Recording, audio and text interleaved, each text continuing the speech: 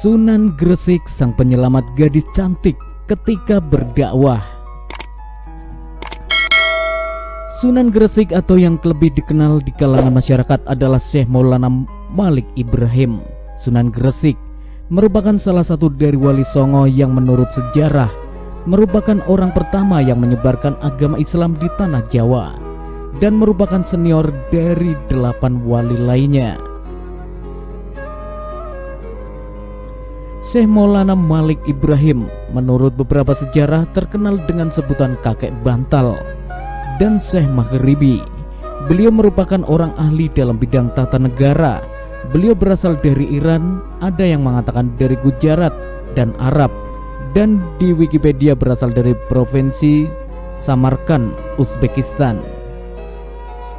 Tahun 1404 Masehi, beliau menyampaikan Islam di tanah Jawa dan beliau menetap di Gresik, Jawa Timur.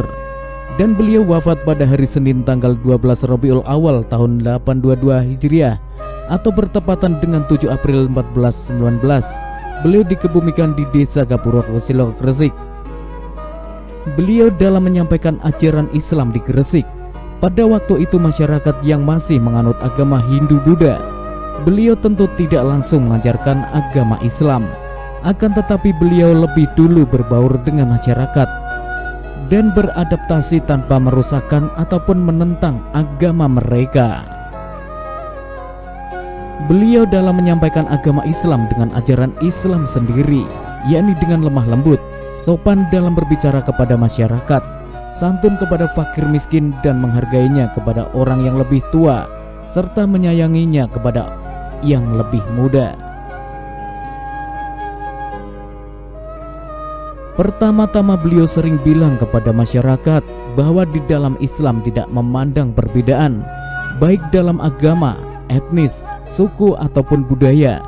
Dengan begitu akhirnya masyarakat mudah mengikuti beliau dan memeluk agama Islam. Semuanya di mata manusia sama kecuali di mata Sang Pencipta.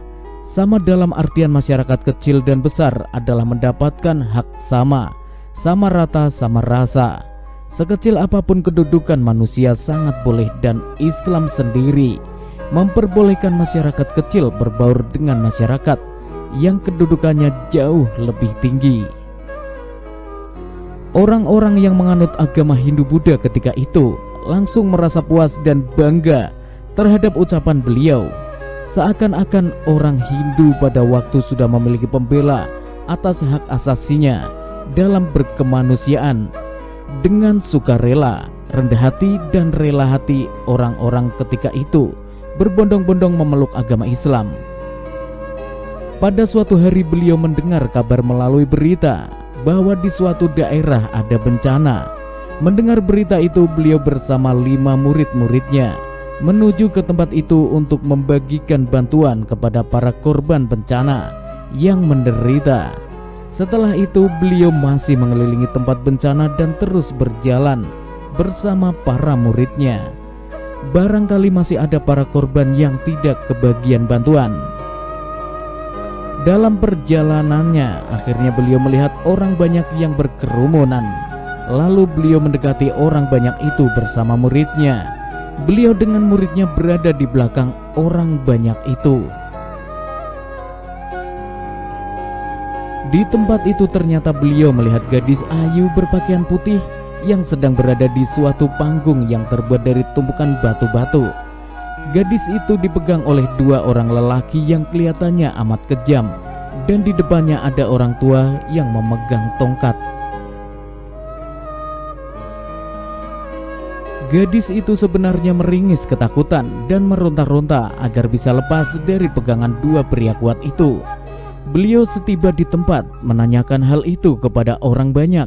Setelah dijelaskan, ternyata gadis itu mau dijadikan tumbal atau korban untuk dibunuh oleh pendeta agar terjadi hujan, karena musim kemarau panjang dan tidak pernah turun hujan.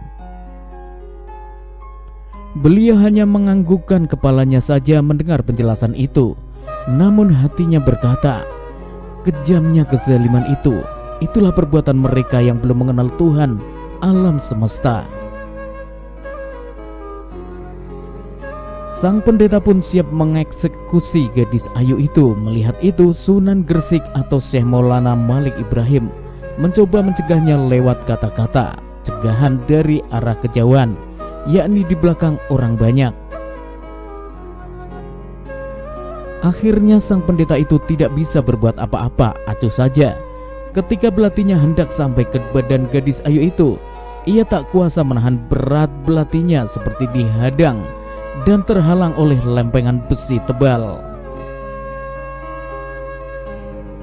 Singkat cerita, pendeta pun merasa aneh. Pendeta pun mencoba memakai ajian batinnya, namun juga tak berhasil. Orang-orang pun kaget, mengapa tiba-tiba berhenti.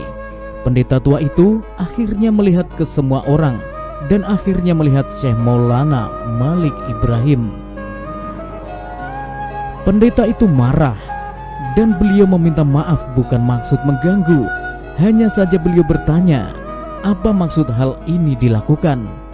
Orang yang berkerumunan itu serentak menjawab bahwa sudah terdapat 2 korban, namun juga hujan tak pernah turun. Pendeta pun menjawab, ini baru 2 kali, dan dengan dibunuhnya gadis itu maka hujan akan turun. Syekh Maulana Malik Ibrahim pun bertanya, jika tak terjadi hujan lagi, apakah kalian semua masih mau mencari korban untuk dibunuh? Pendeta makin marah. Pendeta itu menyuruh 2 pengikutnya untuk menangkap beliau. Namun akhirnya kaki 2 anak buah pendeta itu kram berat dan tidak bisa berjalan. Kami butuh hujan, kata orang-orang yang berkerumunan itu. Sunan Gresik pun mengabulkan permintaan mereka dengan syarat melepaskan gadis ayu tersebut. Pendeta tak setuju dan menjawab jika tidak terjadi hujan, pendeta akan membunuh Sunan Gresik dan semua orang di tempat itu, termasuk murid beliau. Beliau tidak menolak dan menjawab, silahkan.